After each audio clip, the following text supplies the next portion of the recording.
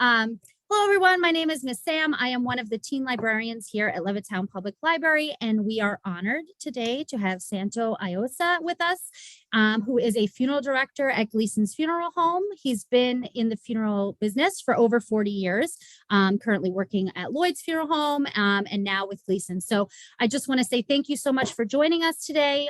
We have tons to talk about. So why don't you tell us a little bit about yourself and how you got into the business to begin with? How you doing? Thank you very much.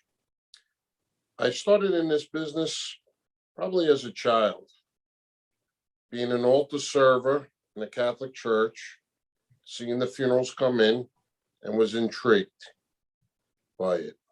And then when I was in high school, wasn't sure what I wanted to do, but I was thinking of going into the religious life, meaning either as a brother. I wasn't sure about priesthood.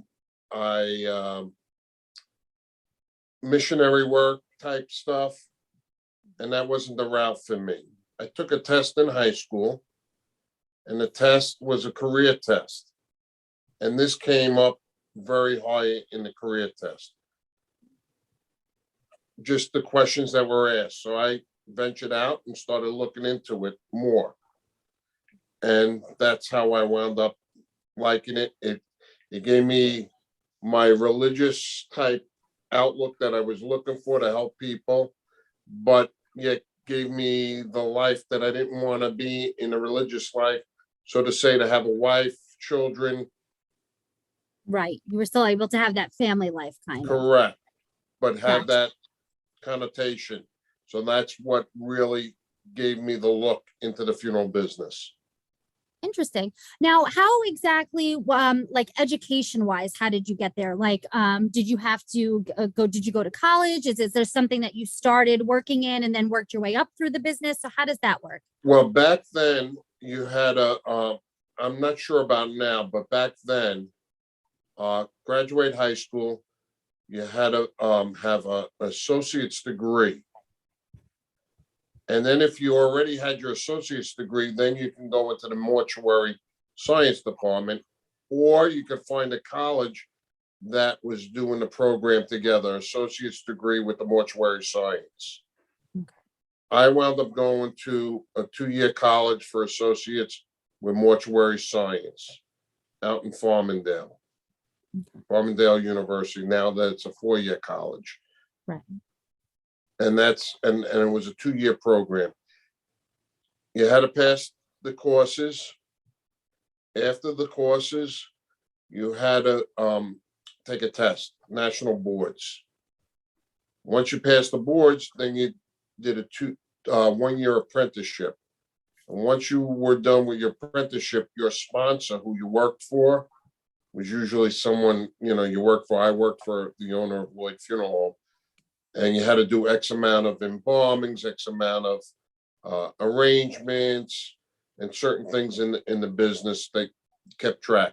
Then you went to the board in funeral directing, and they asked you questions just to see if you did that work for that year. Then you got your license after the year of apprenticeship. And that was, pretty simple back then. Right. The thing is, you were thrown in. I wasn't, it was easier for the kids that their parents owned funeral homes because they were born into it, being around the funeral home. I learned certain things at school, but I really learned everything when I worked in the funeral home. A lot of times it's hands-on. When you're in college, the whole first year of college was books. When I started the second year is when we went to the actual deceased and doing actual practical work. It's definitely something you have to prepare yourself for. Correct. So a lot of people dropped out in the second year, the first semester of the second year, because you got thrown right into it. You went to Bellevue, and that's where you went to, and it some people just had a knack. I had a knack for it. I wasn't nervous. I wasn't scared. There were people that their families owned the business and they just couldn't do it. Yeah. So they skidded around there a little bit in a sense. And then there were kids that couldn't take it at all and basically dropped out. Yeah. So all in all, I think a lot of the college stuff, the book stuff, was a way of making the license that you just don't walk into a license.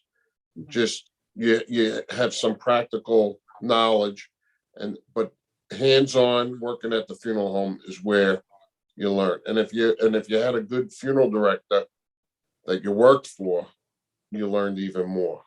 And I was fortunate.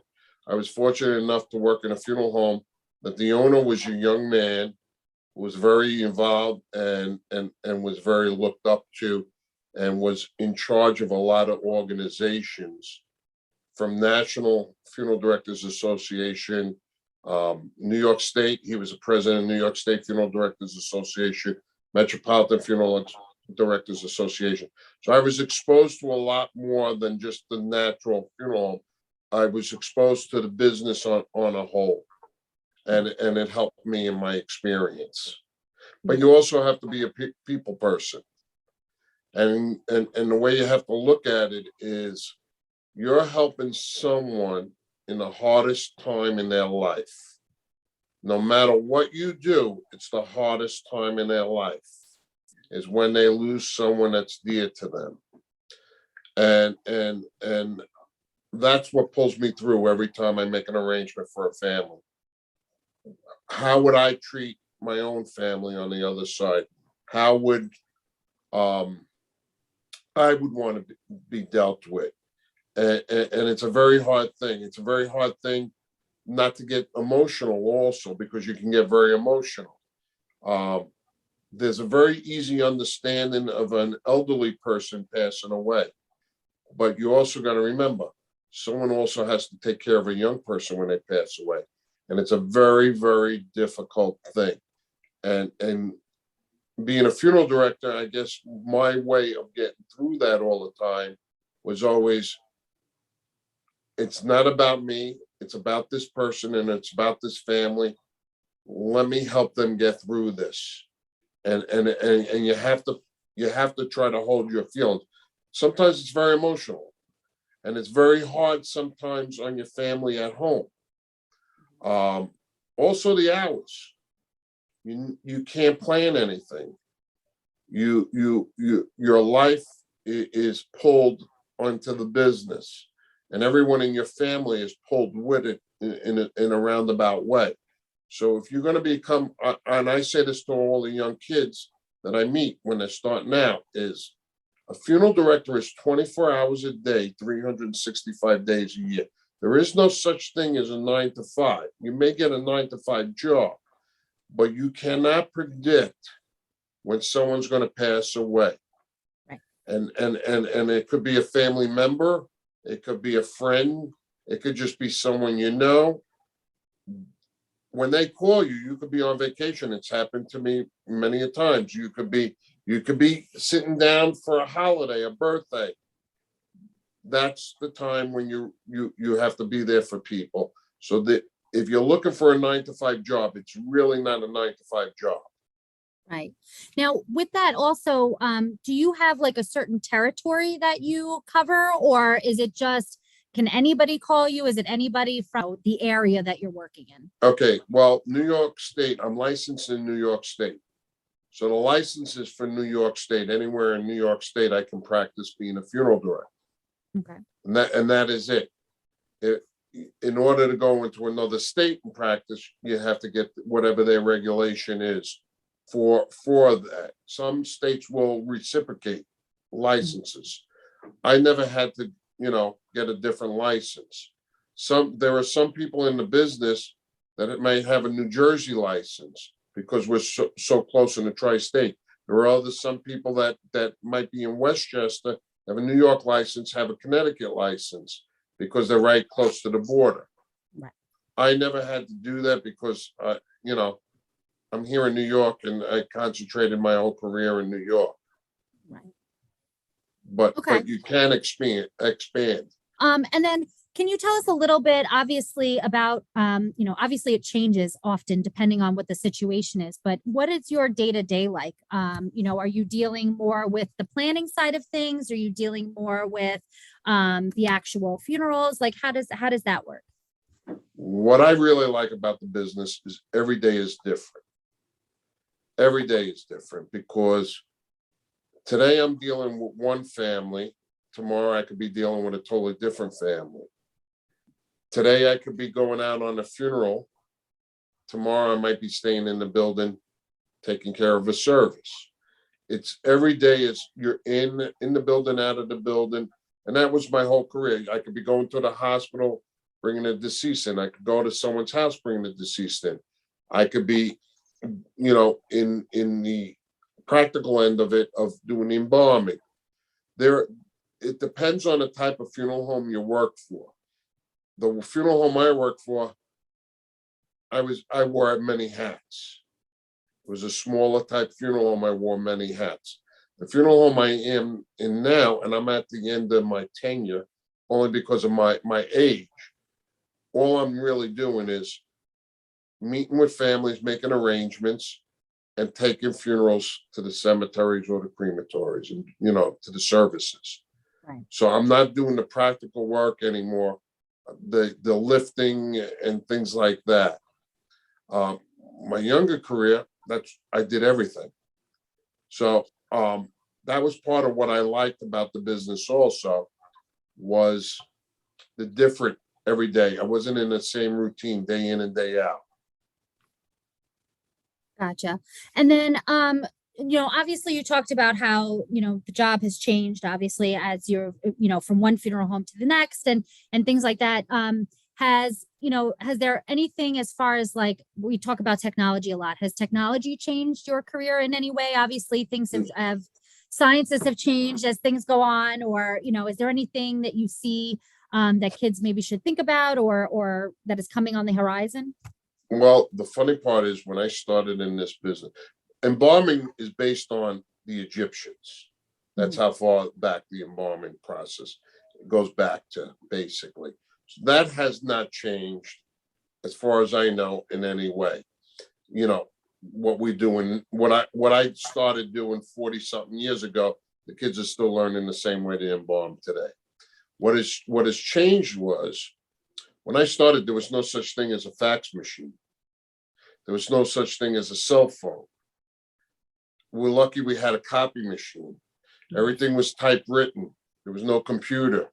So now you had to learn new things. I remember when the fax machine came in, we were all like, wow, this is going to change a lot of mistakes on paperwork, like for prayer cards. We didn't have anything to print prayer cards, simple prayer cards.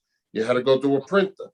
So instead of calling up the person and giving them the spelling of the name and the dates and what prayer, now you're faxing them and they're seeing what you wrote down, would help on mistakes. And that was like technology. Wow. Kids today would laugh at that, but it was like major technology for us, less mistakes. Right. Because this business is the most important thing about this business is timing. Everything is about time. That's the hardest part of the business. Dealing with the families, emotions is one thing if you can control your emotion, but it's time. Everything is you're called up for a specific time. You have to get things ready by a specific time. It's not something you can wait so long on. So timing is everything. Timing with the services, the timing with everything at all. It's time. Yeah. So that helped us a lot, because if there was a mistake, now it's less mistakes. When the computer came in, paperwork was so much faster. Then eventually, we used to type out every death certificate. So what would happen was a doctor would fill out a death certificate. Family would give us information of statistical information. Then we would type it in. and we would have to go file this paper certificate. Now, that's all done online. The doctor, fills out their part. We type out our part, and then it gets sent in all electronically. And then the paper certificates, the certified copies, come overnight. So technology-wise, that way, has speeded up things. It's less running around going to find a doctor, in his office. Here, can you sign this? It's made life a little easier, certain technologies. That's great. Office And then, hours. yeah. And then one thing I always ask when I'm talking about different career paths is, a lot of teens either like working in teams or they like working individually. Do you find that you do more work in teams? Do you do more work individually? How does this career field fit into that? Well, it's very much an individual event that works out to be a team. It's Okay. hard to say that Yeah. because you're dealing with a family one-on-one. Right. When you make an arrangement, it's one funeral director sitting down with a family. For instance, just to go through the process, there's a phone call that would come in. Some relative next to kin will call up and ask to speak to a funeral director. Someone passed away. So now that funeral director is taking down basic information. Now, in the background of that is either that funeral director is going to, if say the person passed away at home, it's going to find another colleague, and the two of them are going to go to the house to bring the deceased back. So now you're working as a team. Right. But there are secretaries in the background that are doing other things, typing things, getting things ready. When the family comes in to make arrangements, it's a one-on-one basis. But there are other things happening in the background with secretaries or other directors doing things. There are times when it's individual, but there are times when it's team. Right. But you're also teaming up with other businesses outside the funeral home. You're teaming up with different religions. That's another nice aspect of it. You learn a lot about a lot of different cultures, a lot of religions, especially if you're in an area with different demographics.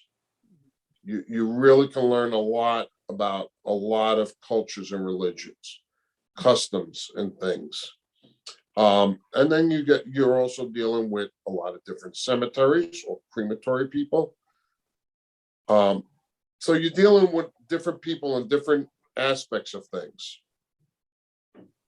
Gotcha. And plus, then you got to deal with all the people, the vendors, ordering caskets, ordering, different supplies, crosses, things like that. Right.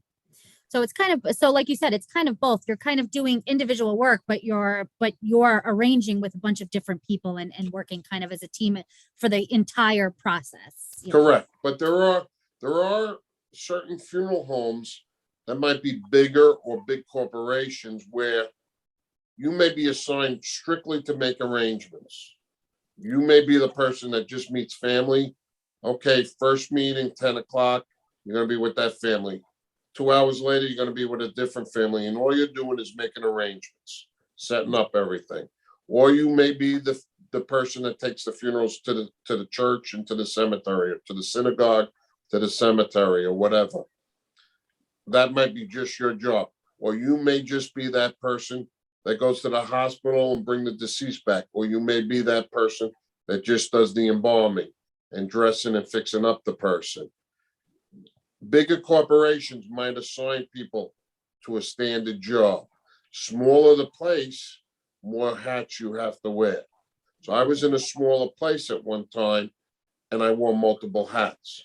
Mm-hmm. So I would say I was an expertise on multiple things.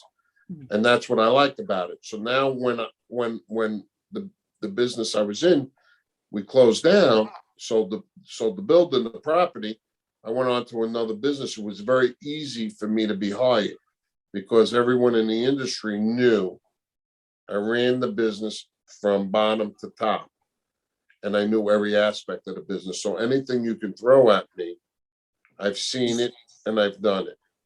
So I would say anyone going into this business, is try to go into it where you're doing multiple things, so you learn the whole business. So you're more valuable in a sense. Right. Then you have a lot more opportunities, later on. Correct. But what's happening is the smaller funeral homes are being sold out to big corporations. And that's the part that I'm not liking now. It's not the same business I came into. Because of these corporations. It's definitely, a career field that I would say that you would definitely need to have, definitely a passion in, or a definite, it's definitely something that you have to want to do rather than just a career that you. It's almost a calling. Yeah. It's almost a calling. In all honesty, it's almost a calling. I've seen over the years children of people that have funeral homes be very successful because they had the right personality, right training. But I've also seen plenty of children that didn't have it and just didn't do the business justice. Yeah. And that actually brings up a great question that I had was, do you have any suggestions for, something that teens should look for in themselves? Any particular personality styles or skill sets that would lead them into that career to be successful? I think personality and being able to talk to anyone under any circumstances would help a great deal. No matter what the circumstances is, that you can react and talk to someone, no matter what. Yeah. And I would definitely say too that this is probably a career that you would need a great deal of empathy and compassion for, because like you said, you're dealing with people on their worst day. The worst day. Yeah. The worst day. If you ask anyone what's the worst day of your life, usually they'll say when they lost someone they love. Right. Yeah. Another question. I know we had you had talked about when you had your apprentice after school, you had your apprenticeship, and then you moved into the career. Is there anything that you can suggest is there anything that teens could be doing now while they're in high school, if this is something that they would be interested in? Is there any internships, any volunteer opportunities that you are aware of in the business? Well, what I would say to, and I had hired a lot of my son's friends, my nephews and things. It was probably one of the best jobs for them to work at what they call as a door person, someone that greets people at the door. There are downtimes, depending on the funeral home. Mm-hmm. Working for a busy funeral home or quieter, you can sit in the funeral home and study. A lot of kids study through college. All you're doing is answering the phone. But there are certain nights you're going to have visiting hours, so you're going to have to pay attention to what's going on the floor. It's very peaceful. It's very quiet. So some kids can get reading done. Gotcha. Some people can look at it. It could be very boring at times, the job. Right. Because you may have some downtime, depending on the busyness of the funeral. There are other times, certain times of the year, it gets busier than not. But for kids to work, even on their days to try to be a pallbearer, depends on the funeral home what they're willing to hire. But even the work in the funeral home, right? And if it's something that, I mean, like you said, it gives them a good opportunity that if there is something that they would be interested in, to kind of really get in there just to see if it is actually something that they want to follow through with. I can give you an example. I had, I'm trying to think how many years ago. I'd say within 10 years. I had a boy that I knew his father. The kid was extremely intelligent in high school. His father says, "Can I hire him to come in at night?" I says, "Absolutely." He was a sweetheart of a kid. Well, he's a doctor now. He's an MD, an actual MD. And he always says, you gave me a stepping stone, in other words, of understanding the end results, but I also had a lot of time to study there also. On the quiet time and concentrate on my studying. It because all he had to do was sit there on quiet nights sometimes, and just if someone rang the doorbell or someone answered, called up on the phone. Right. It wasn't always the visiting hours. It's also the other days. And he made some pocket money, but he was able to study and all. And the kid still calls me up till today and always says thank you. And a lot of kids over the years that went into different paths, they say it was the best job they ever had because it was easy. And the pallbearing job that they would do also. Quick, Right. easy money as a pallbearer. Yeah.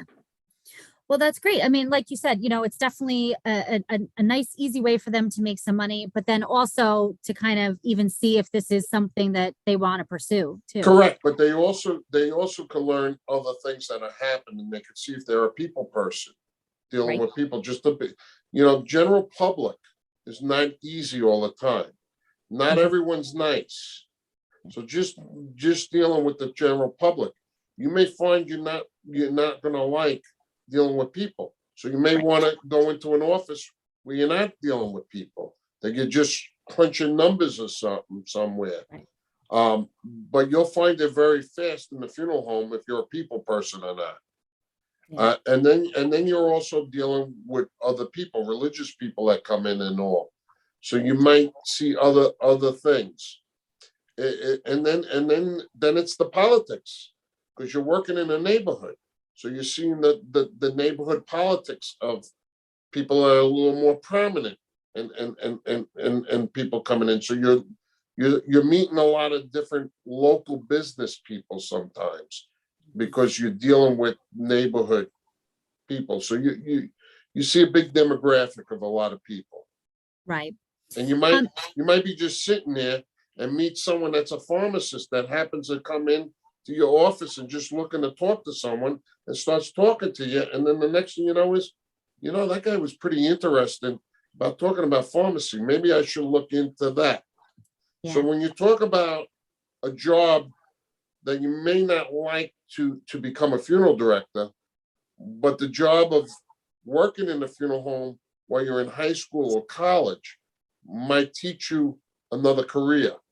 Yeah, it could be a great networking opportunity, like you Correct. said, to talking to all these different people. Correct. Yeah. I know one thing that you had said is obviously the licensing. Is that something that you need to renew every year? Is it once you get it, It's good for a biannual, lifetime? every Biannual, 2 years, and we have to go to class. In other words, New York State, anything that has a license, you have to do your CEUs. Mhm. So in our business, it's really, I think you have to do 12 credits in 2 years, which is no big deal. It's like 12 hours. Right. And two of the credits have to be under the law, meaning that you're studying what the law part of the funeral business is, Right. whatever that is that they give you. But we never had it until more recent, because now New York State is requiring anyone with a license should have the extra classes. Gotcha. Okay. And then my very last question for you is just very general. Do you have any words of advice, any words of wisdom that you want to share for teens who may be interested in this type of career path? The business has changed tremendously. Change in the demographics of more people are cremating versus burial. People moving away from religious factors. People moving away from time with the deceased. So there's been a lot of change. There was a care years ago when I started. This is important. Now I find when I listen to how people talk, just in general, about the deceased, I see people like, this is an inconvenience. Let me figure out the days and times that it's going to be convenient for me. And it's not an inconvenience, part of life. It's a dignity thing. Mhm. And you need to deal with it. so that part of the aspect of the business has changed. The change also is the corporations taking over. It's no longer much small business. The small guys are trying to stay in there, but it's very hard. It's a business that you only have much choices. Most businesses you can achieve to become the head person. In this business, you come in, you're a funeral director. You can make a living as a funeral director. You can make a decent living as a funeral director, but there's also, you got to be willing to work, because you can do a lot of overtime in after hours and things like that. The next step up from that is being a licensed manager. A licensed manager means you manage a funeral home. So the pay scale goes up a bit. It's basically, you're being responsible for that funeral home. That's what I was, a licensed manager. Still am for my whole career. From the day I started, I was a licensed manager. It means you're responsible. It's not like what the manager, like your manager in the business. It means you're looking over, there's an inspection, you're responsible for that business. And you're only allowed to be a manager of one funeral home. You can own many funeral homes. You can own 10 funeral homes, but you can only be a manager of one of them. And then the next thing is ownership. And the hardest part of this business that's changed, and it started changing when I first got into it, is the ownership part. Because of the reasons the big corporations came in and overpriced what the business was. Mm-hmm. And then now real estate is overpriced. So if you look around, you're seeing more and more funeral homes being closed up or being absorbed by a big conglomerate. And it's happening. Even a lot of other businesses in the funeral business, in other words, casket manufacturing, are being, to big corporations. The little places are gone in a lot of reasons.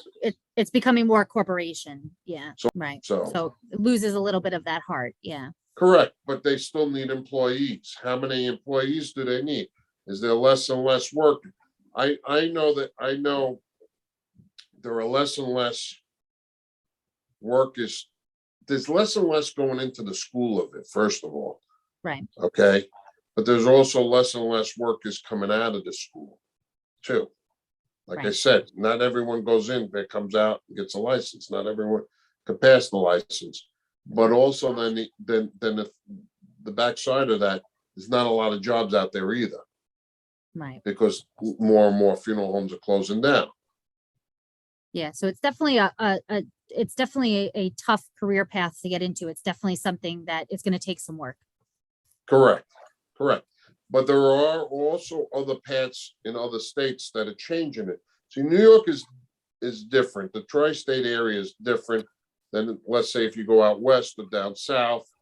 There are other, because of the laws we have, there are other paths in this business of like selling pre-need.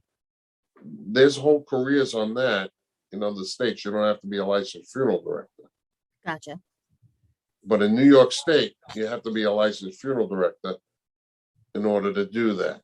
So when I'm talking out of this area.